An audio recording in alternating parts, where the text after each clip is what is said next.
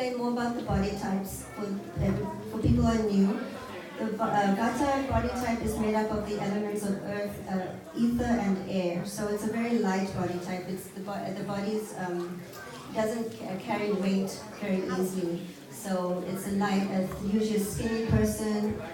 They tend to, because earth, air and ether are very dry and very mobile. So their body, the activity tends to be very erratic and mobile, and their bodies tend to be dry. So they have dry joints. Anywhere that you're supposed to have more moisture, the Vata body type is going to be drier. So the skin, the joints, and the eyes, everywhere where there's natural moisture, the Vata body type, or not only the body type, someone who has a Vata imbalance. So the dryness and the mobility of air and ether make the body type more dry and mobile and cold. Then the Pitta body type is made up of fire and water. Now this is very distracting because once you start getting the smell of this, it's really good. So it's fried cashews. So the Pitta body type is made up of fire and water, and fire and water together. It's like oil. Oil has oil is moist, but it's not. Contains fire because you can ignite it. So that's what Pitta body type is. It's an oily body type, and so it contains a lot of heat. Okay.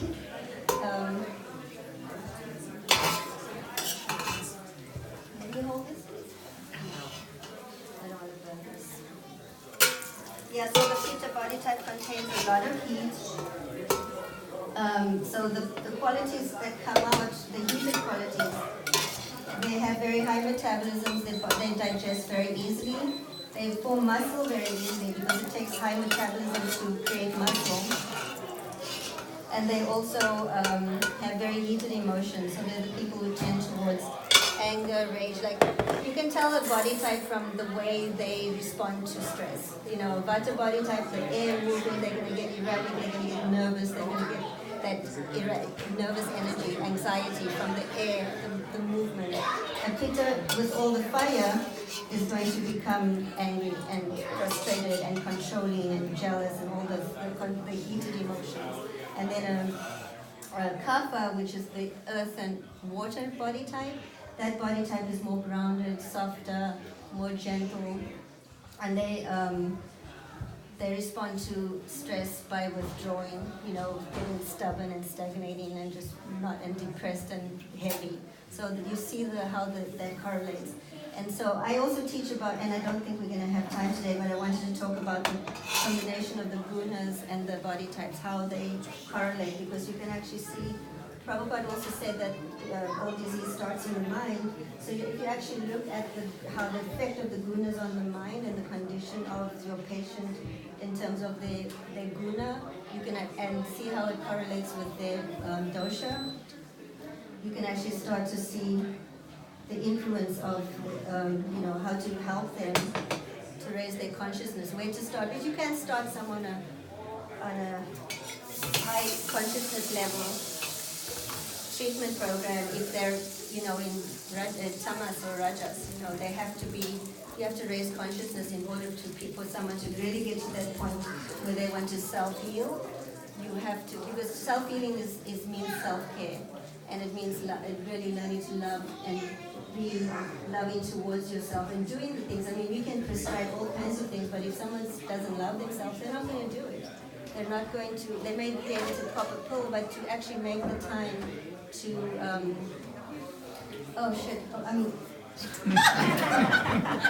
oops. What is that? Vata Pitta or Kapha? That's being human being. That's just being a human being. You got lots of psychiatrists. That is Rajas Pitta. So I was supposed to put some mustard seed in there. Just imagine there's mustard seed in there. So mustard seed. I guess it won't pop. It needs to pop. So that it needs to Are you entertaining questions? yeah, if you want a question. Oh, you didn't answer your question about ghee. let me first answer that question. So ghee, the benefits of ghee is, so like I said, the reason why I use oil, the benefit of ghee is that it is a carrier for nutrients, and it's also a carrier for the medicinal property of the oils from the spices. So when you fry your spice in ghee, then, you know, like in a mustard seed, it starts to pop, right? Everyone's cooked with mustard. So when it starts to pop, what it's actually doing is releasing the medicinal oil from that mustard seed, the mustard oil. That mustard oil is what contains all the, you know, the healing properties. It goes into ghee, and that ghee will carry it into this on a cellular level, because ghee actually is able to infuse with the body's ability to. Okay, this is really funny class. Okay, so so the ghee actually carries the nutrients and the healing properties of the oil, of the spices into the on a cellular level, so it actually starts to work like that. So that's the benefit of the ghee. Okay. There should be types of ghees, right? Not anything picked Oh, out yeah. from the ingredients too. Yeah. Quality of ghee is very important. Next question is, some Ayurvedic cooking professors no mustard. No mustard. Like Gurmara's cooking, yeah, mustard is very beneficial for kapha. It's not as beneficial for pitta. So that's why. Yeah. So it's very subtle when you start going into that. You know, it's pitta aggravating. So you do want to cut back on mustard seeds if you have a pitta aggravation of pitta body type. I'll demonstrate the chutney now. Oh, there's some recipe. I didn't print. You can make copies, or I can email it to you, or you can take a photo. Take a photo. Thank you. I appreciate it. So, Anuradha? I'm subbing for them. Oh, you're subbing for Anuradha. Okay. Can you get to your position, please? We're gonna make. I'm making a coconut chutney, which is a very traditional. Every Indian, South Indian especially, but most Indian households has their own version of coconut chutney. A really great accompaniment for any. I don't use any oil in my coconut chutney, and I use green apples. So it just gives it a really nice tang. I don't use lime. I don't use the vinegar. I just put green apples. It's just coconut and green apples? Coconut, green apples, mint. Oh wait, we need, let's see.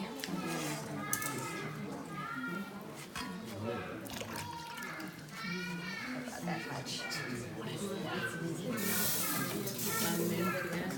Okay, so you wait, I've got turmeric water with salt boiling here. Okay. Just turmeric water and salt. Yeah.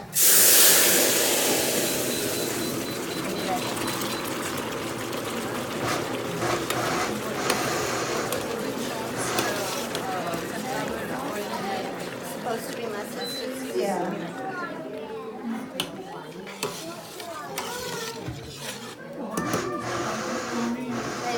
When it starts to boil, you just put the heat down to really low, and you put this. Wait, did anybody see what went into coconut? That you put after. So after when the rice is cooked, I'm going to put the coconut, the cashews, the lime juice, and cilantro. We don't cook lime juice and honey. Yeah, we don't cook lime juice. It changes the lemon. It changes the deep. What's the word? pH. pH. Yeah, but it. No mustard seed into the rice yet, right? Huh? No mustard seed into the I forgot to put the mustard. Yeah. It's supposed to be. You imagine that. Yeah. Is there a certain rice you prefer? Basmati rice. Yeah. Basmati. Very easily digestible rice. Yes. like I said, everything in Ayurveda is about the digestive system. So especially if someone is having, really, most people, I would say pretty much everyone that I come across in my practice with my clients has some sort of digestive issue. So people with diabetes, You they can, can. I feel like so in Ayurveda, do you want to just blend that quickly? Or it's not, it needs water? Let's wait till the end. This is going to be a little while, so I'll just talk and then, okay. So, Because rice has high glycemic High index, glycemic specifically with index. basmati rice. right. So in Ayurveda, we never look at, I would say never, but in my practice, what I do is I don't look at a disease. When someone comes into me and they've told me they have a diagnosed disease, I'm not going to look at disease. I'm going to look at symptoms. So it's going to I'm going to break down what is going on in the body. So instead of, so for example, like if they have, say they come and they say, I have hypothyroidism. I don't write the word hypothyroidism, I just write low thyroid function. So it's really looking at people in terms of not like brand of diseases. So I would really, through my, I do a 2-hour initial consultation. And in that time, I'm going to get all the information about that person, like really probe into their lives and their diet, and they diagnose diseases and also their symptoms, and really try to understand the person as an individual instead of as a diseased person. But who is this individual and what are they experiencing? And in that way, I can then help people to really find principles of dietary shifts that will help them. So, yes, rice is a high glycemic food, but you're adding spices to it, so that's going to help the metabolism of the rice. Then if you're looking at their digestive system, are they able to, like a brown rice is very hard to digest. Yeah. It's really hard on the digestive But system. it's good. But It it's reduces hard. the So if A1C someone- faster. If someone is struggling to digest that food, how much benefit are they getting from that brown rice? Because they're sluggish. Most people with diabetes have a kapha imbalance. They have too much water, they have too much density in their bodies, they have too much weight. So that's a kapha imbalance. So people with, so the symptoms of the different doshas. You know what doshas are out of balance through the digestive symptoms. So a vata imbalance, if you're looking at the digestive symptoms, a vata imbalance is indicated by the gas and so dryness. Anything dry in the digestive system. Gas is dry. They constipation. That means their digestive system has dried out completely. So they're having these symptoms. So that means they have a vata imbalance.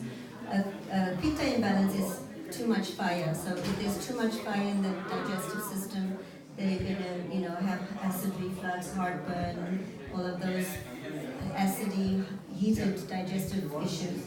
And then if they're kapha imbalance, they're gonna have a sluggish, slow digestion, and they're gonna have difficult, like they're gonna feel sleepy after they eat. They're gonna feel bloated. They're gonna feel heavy.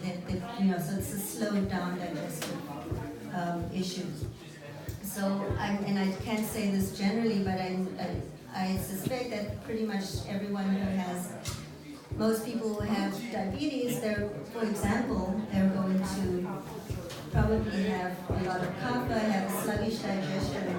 So in Ayurveda, what we do is we deal with the digestion by giving them the spices and giving them things to re-stimulate the digestion. Yeah.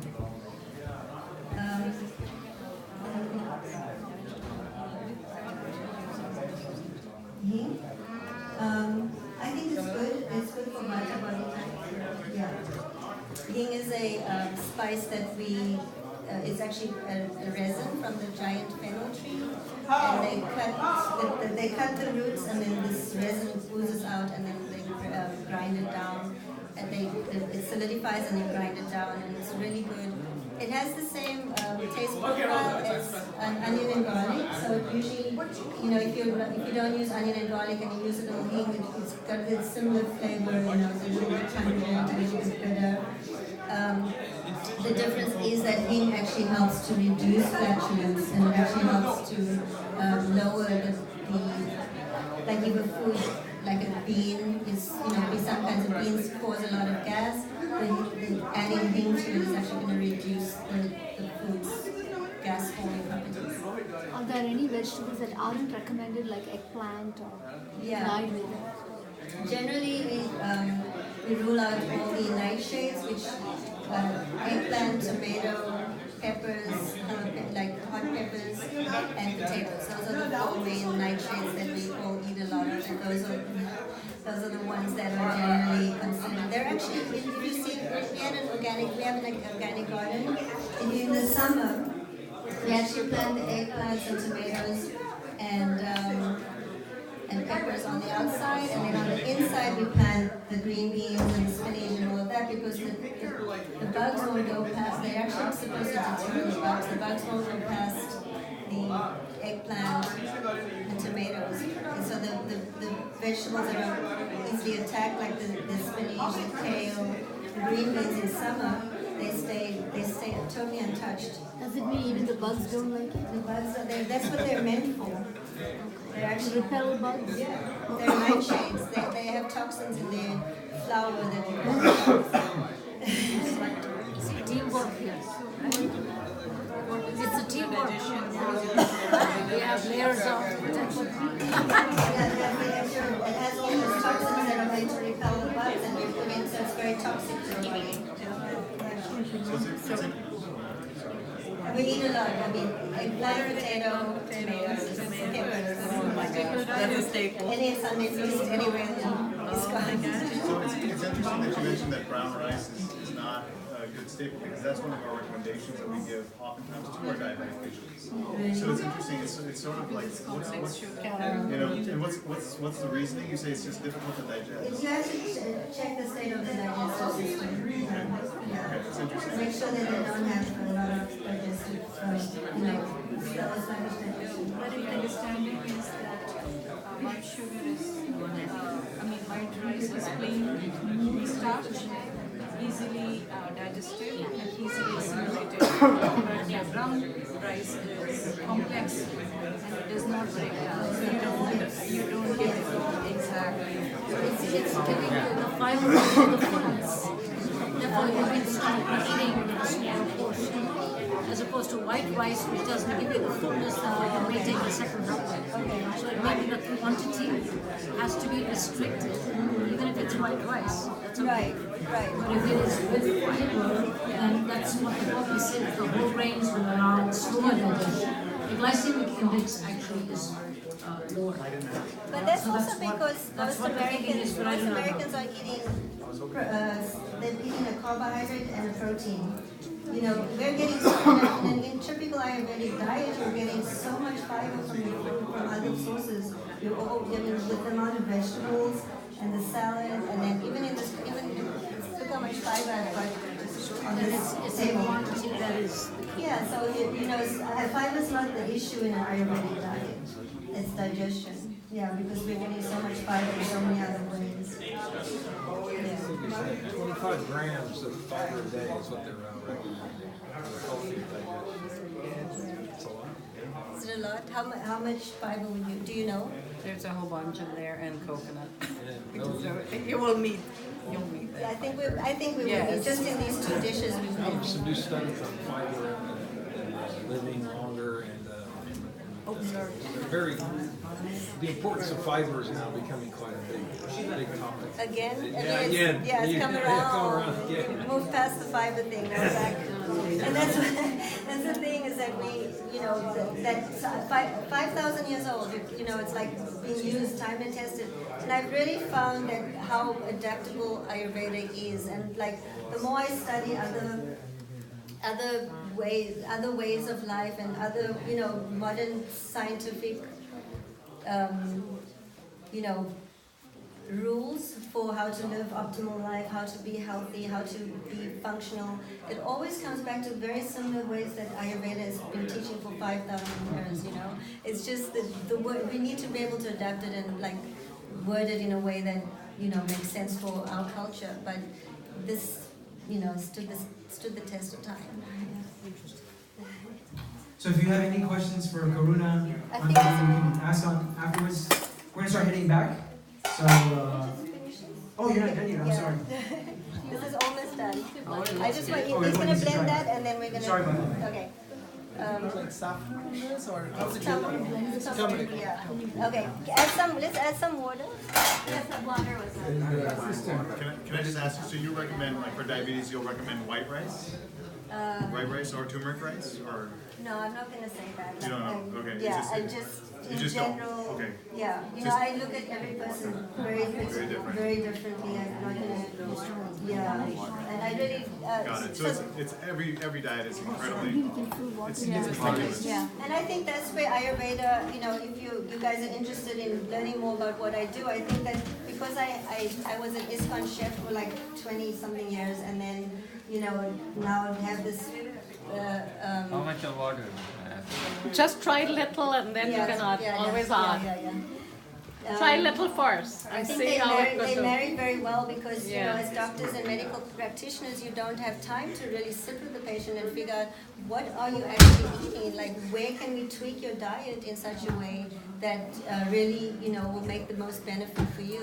Whereas that's what I'm able to do, is that I really find out, oh, like you're eating, you know, whole food sandwich like as you're driving, like, you know, it's those two things don't go together, you know. Just because it's from whole foods and it's organic does not mean it's going to help you if you're stuffing it down as you're driving. So, you know, this is where trained eye can start to see what people need to do in order to really make big changes in their lives. Yeah. So I have to practice. If you're based in Houston, I have a practice in Montrose. I teach my cooking classes here, and then I have a home practice, and I see clients there. And I have more information if you want to know more. Do you And also can come offer talk to me. online consultations? I do online consultations, yeah.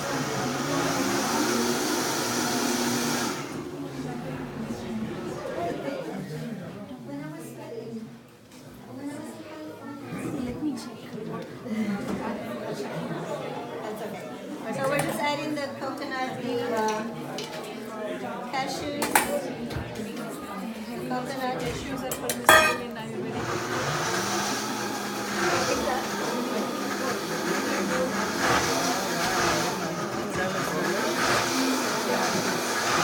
No, that's coconut.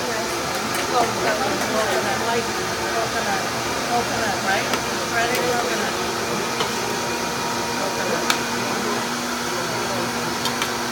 So do you want to taste? Take a taste. That's it. Pass me the plates, Lalita. Plates and spoons. You didn't add salt in it, right? No salt. Yes, salt. Yeah. No salt. Yes, the salt. All that salt? That's salt. It's being salty. Just pour it. Just pour it. Blended in. Yeah, one more.